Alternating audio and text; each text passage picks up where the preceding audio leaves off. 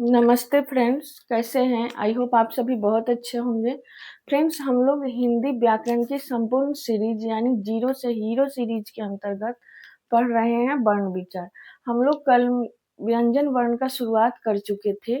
आज हम लोग देखेंगे व्यंजन वर्ण को किन किन आधारों पे अलग किया जाता है, यानी वर्गीकृत किया जाता है, बांटा जाता है और कौन कौन से व्यंजन वर्ण क्या होते हैं।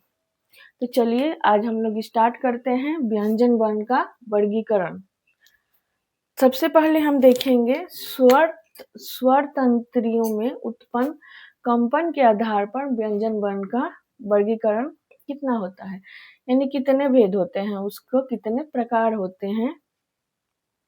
तो फ्रेंड्स, स्वर तंत्रियों में उत्पन्न कंपन के आधार पर व्यंजन वर्ण को दो भागों में बांटा जाता है, यानी उसके दो पार्ट्स होते हैं। टू पार्ट्स में पहला पार्ट जो होता है वो होता है घोष या सघोष। पहला जो होता है वो घोष या सघोष व्यंजन वर्ण होता है।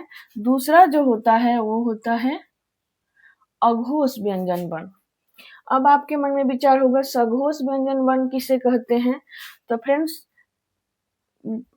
जिन ध्वनियों के उच्चारण में स्वर तंत्रियों यानी हमारे जब बोलते हैं तो हमारे स्वर तंत्रियां जो होती है उनमें उत्पन्न होता है, तो जिन ध्वनियों के उच्चारण में स्वर तंत्रियों में कंपन उत्पन्न होता है उसे हम लोग क्या कहते हैं, सघोष व्यंजन वर्ण कहते हैं।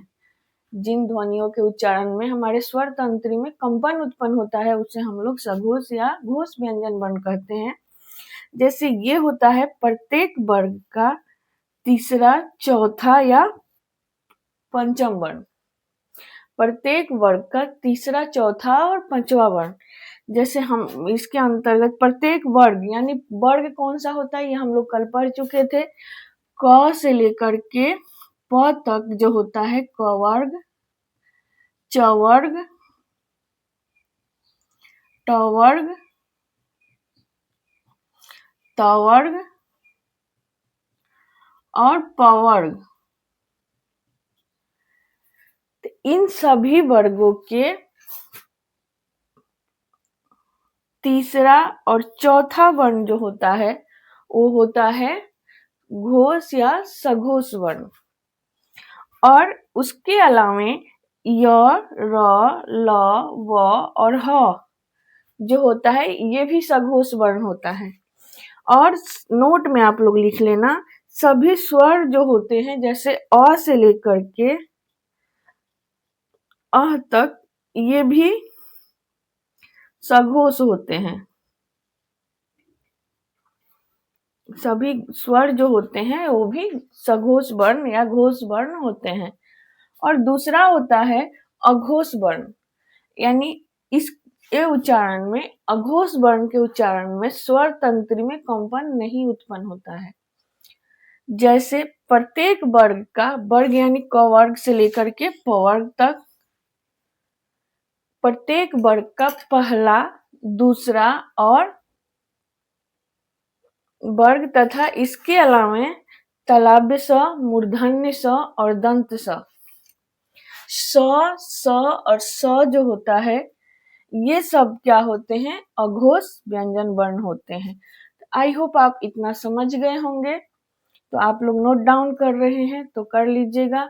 और अभी तक यदि आप चैनल को सब्सक्राइब नहीं किए हैं फ्रेंड्स तो चैनल को सब्सक्राइब जरूर कर लीजिए और एक लाइक भी कर देना।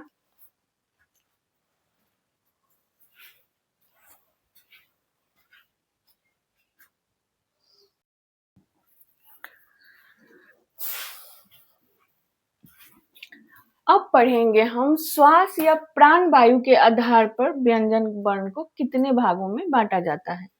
श्वास या प्राण वायु के आधार पर फ्रेंड्स व्यंजन वर्ण को दो भागों में बांटा जाता है, जिसमें पहला होता है अल्प प्राण और दूसरा होता है महाप्राण। श्वास वायु के आधार पर व्यंजन वर्ण के दो भेद होते हैं, पहला अल्प प्राण होता है और दूसरा होता है महाप्राण। तो अल्प प्राण जो होता है इसके अंतर्गत मुंह से बहुत कम हवा निकलती है। अल्प प्राण के अंतर्गत मुंह से बहुत कम हवा निकलती है। जैसे प्रत्येक वर्ग यानी वही क वर्ग, च वर्ग, ट वर्ग, त वर्ग और प वर्ग, प्रत्येक वर्ग का पहला, तीसरा और पांचवा यानी पंचम वर्ण, यानी क, यहाँ क, ख, ग, घ और अंग में पहला, तीसरा और पांचवा यानी क, ग और अंग सेम इसी तरह सारे का, तथा इसके अलावे तथा य, र, ल और व, इन सभी का को उच्चारण करते समय हमारे मुंह से बहुत कम हवा निकलती है, इसलिए ये क्या है, ये जो है अल्प प्राण है। दूसरा है महाप्राण। महाप्राण यानी महाप्राण के उच्चारण करते समय हमारे मुंह से हवा जो है अल्प प्राण के अलावे थोड़ा ज्यादा निकलती है, यानी अल्प प्राण से ज्यादा निकलती है, तो वो महाप्राण वर्ण होता है। जैसे प्रत्येक वर्ग का दूसरा और चौथा वर्ण, प्रत्येक वर्ग का दूसरा और चौथा वर्ण, इसके अलावे तालव्य स, मूर्धन्य स और दंत स और ह, ये सब जो होते हैं वो महाप्राण होते हैं। यानी दूसरा यानी ख और घ, ये क्या है, ये महाप्राण है, और क, ग और अंग जो है वो अल्प प्राण है। इसके अलावा जो होता है, नोट में आप लोग लिख लीजिए, सभी स्वर जो होते हैं वो अल्प प्राण होते हैं। जितने भी स्वर होते हैं वो सभी अल्प प्राण होते हैं। तो फ्रेंड्स, ये आपको समझ में आ गया होगा। श्वास या प्राण वायु के आधार पर व्यंजन वर्ण को दो भागों में बांटा जाता है। पहला होता है अल्प प्राण, दूसरा होता है महाप्राण। यानी प्रत्येक वर्ण का पहला, तीसरा और पांचवा वर्ण जो होता है वो अल्प प्राण होता है, और इसके अलावा य, र, ल, व जो होता है वो भी अल्प प्राण होता है, और सभी स्वर जो होते हैं ये भी अल्प प्राण होते हैं। और महाप्राण जो होता है, इसके उच्चारण में मुंह से हवा जो है ज्यादा निकलती है, और प्रत्येक वर्ण का दूसरा और चौथा वर्ण तथा तालव्य स, मूर्धन्य स और दंत स, ह जो होता है, ये क्या होता है, महाप्राण। तो आई होप आप समझ गए होंगे। नोट डाउन कर रहे हैं तो कर लीजिए।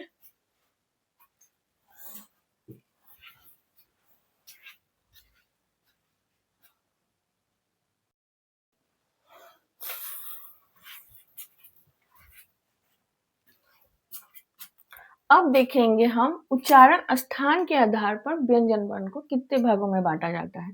तो फ्रेंड्स, उच्चारण स्थान के आधार पर व्यंजन वर्ण को निम्न भागों में बांटा जाता है। जैसे पहला होता है कंठ, हमारा कंठ, उसके बाद तालु, मूर्धा, दंत और ओष्ठ। कंठ, तालु, मूर्धा, दंत और ओष्ठ। तो कंठ से जो उच्चारित होता है क वर्ग, यानी क, ख, ग, घ और अंग जो होता है, उसका उच्चारण स्थान जो होता है वो कंठ होता है। दूसरा होता है तालव्य, यानी हमारा तालु, तालु से उच्चारित होता है। जैसे आप बोल के देखना, च बोलने पे हमारा टंग जो है, जीभ जो है वो तालु से सटता है। तो च वर्ग यानी च, छ, ज, झ, य जो होता है वो तालव्य वर्ण होता है। इसके अलावा य और तालव्य स का उच्चारण स्थान भी हमारा तालु होता है।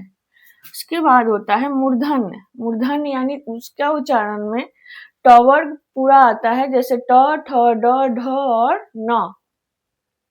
इसके अलावा र और मूर्धन्य स, इसका उच्चारण स्थान भी क्या है, मूर्धा है।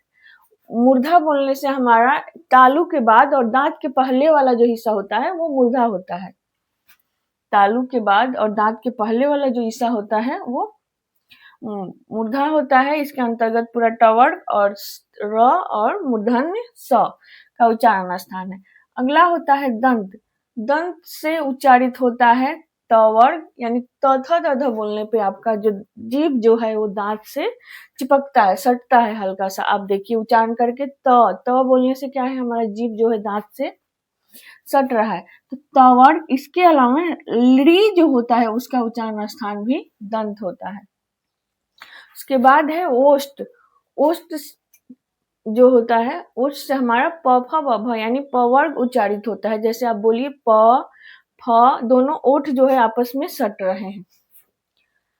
तो कंठ से क वर्ग, तालु से च वर्ग और य और तालाब स, मूर्धा से ट वर्ग, र और मूर्धन्य स, दंत से त वर्ग और लृ उच्चारित होता है और ओष्ठ से प वर्ग उच्चारित होता है। इसके अलावा व का जो उच्चारण स्थान होता है वो दंत और ओष्ठ होता है। वो बोलने से हमारा दांत और ओठ दोनों आपस में चिपकते हैं। तो व का उच्चारण स्थान जो है दांत और प्लस ओष्ठ होता है, तो इसलिए इसका उच्चारण स्थान जो है वो दंत ओष्ठ है। और ह जो का उच्चारण स्थान जो है इसे स्वर तंत्रीय व्यंजन कहते हैं, क्योंकि इसका उच्चारण करने पे क्या है, स्वरांत होता है। इसके उच्चारण में सीधे हवा मुंह से बाहर निकलती है ह बोलने से, इसीलिए इसका उच्चारण स्थान कोई नहीं है, इसे स्वर तंत्रीय व्यंजन कहते हैं। तो आई होप आप समझ गए होंगे। तो फ्रेंड्स, यदि अभी तक आप चैनल को सब्सक्राइब नहीं किए हैं तो चैनल को जरूर सब्सक्राइब कर लीजिए और एक लाइक भी कर दीजिए। चलिए, आप नोट डाउन कर रहे हैं तो इसको लिख लीजिए।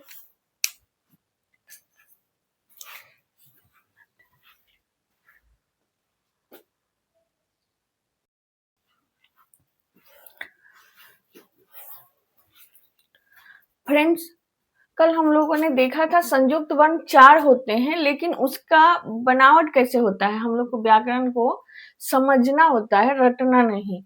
तो जैसे संयुक्त वर्ण की संख्या जो है 4 है, कौन सा, छ, त्र, ज्ञ और स्र। लेकिन इसकी रचना कैसे हुई, जैसे छ कहने से इसकी जो रचना होती है क जोड़ मूर्धन्य स जोड़ अ, यानी क, स और अ के मिलने से छ की रचना होती है, जिसमें क का उच्चारण स्थान कंठ होता है, स का उच्चारण स्थान मूर्धा होता है और अ का उच्चारण स्थान भी कंठ होता है। दूसरा त्र का रचना जो है त, र और अ से मिलकर के हुई है, जिसमें त का उच्चारण स्थान दंत होता है, र का उच्चारण स्थान मूर्धा होता है और अ का उच्चारण स्थान कंठ होता है। तो त्र दंत, मूर्धा और कंठ से मिलकर के बना है, यानी त, र और अ से मिलकर के त्र होता है। ये भी पूछता है आपकी त्र में कौन कौन से वर्ण सम्मिलित है। ज्ञ की रचना जो है ज, य और अ से मिलकर के हुई है। ज, य और अ, इसमें ज का उच्चारण स्थान तालु है, अ का उच्चारण स्थान भी तालु ही है और य का उच्चारण स्थान भी तालु है और अ का उच्चारण स्थान जो है वो कंठ है। तो ज्ञ की रचना जो है ज, य और अ से मिलकर के हुई है और अंतिम संयुक्त वर्ण जो होता है वो होता है स्र। स्र 3 वर्णों के मिलने से बनी है, स, र और अ। नितलाब स जिसका उच्चारण स्थान तालु होता है, र यानी मूर्धा, उसका उच्चारण स्थान होता है कंठ अ। आई होप आप समझ गए होंगे संयुक्त वर्ण की रचना कैसे होती है। और उच्छिष्ट वर्ण इसे कहते हैं, र और ढ जो होता है इसे हम लोग उच्छिष्ट वर्ण भी कहते हैं। ये ड के नीचे जो बिंदी लगा के बनते हैं, इसे तारण जात भी कहते हैं, इसे द्विगुण वर्ण भी कहा जाता है। तो फ्रेंड्स, आई होप आप सभी का वर्ण जो है अच्छी तरह से क्लियर हो गया होगा। जो बच्चे इसके पहले वाली क्लास नहीं देखे हैं वो जरूर देखें। चैनल को यदि आप अभी तक सब्सक्राइब नहीं किए हैं तो चैनल जरूर सब्सक्राइब कर दीजिएगा और एक लाइक भी कर दीजिएगा और सेशन को जितना हो सके ज़्यादा से ज़्यादा शेयर करिएगा, ताकि ज़्यादा से ज़्यादा लोग इसका फायदा उठा सके। तो फ्रेंड्स, अब हम लोग लास्ट में देख लेते हैं लेखन के आधार पर वर्ण को कितने होते हैं टोटल। तो लेखन के आधार पर वर्ण जो है 52 होते हैं, जिसमें आपका व्यंजन वर्ण 33 होता है, 4 संयुक्त वर्ण होता है, 2 अयोगवाह होता है और 11 जो है वो स्वर होते हैं। इस तरह से कुल 33 होते हैं व्यंजन। और उच्चारण के स्थान पर वर्णों की संख्या जो होती है वो 45 होती है, 45। इसमें 35 व्यंजन वर्ण होते हैं और 10 जो है वो स्वर वर्ण होते हैं। तो आई होप आपको पूरा समझ में आ गया होगा कि व्यंजन वर्ण को कितने तरह से बांटते हैं। अभी हम लोगों ने क्या क्या देखा? अभी हमने देखा संयुक्त वर्ण और श्वास वायु के आधार पर व्यंजन वर्ण का वर्गीकरण। इस तरह से हम लोगों ने अभी देख लिया सारा। तो आई होप आप समझ गए होंगे। तो जाते जाते चैनल को सब्सक्राइब नहीं किए हैं तो कर दीजिए। थैंक यू और वीडियो को लाइक कर दीजिए।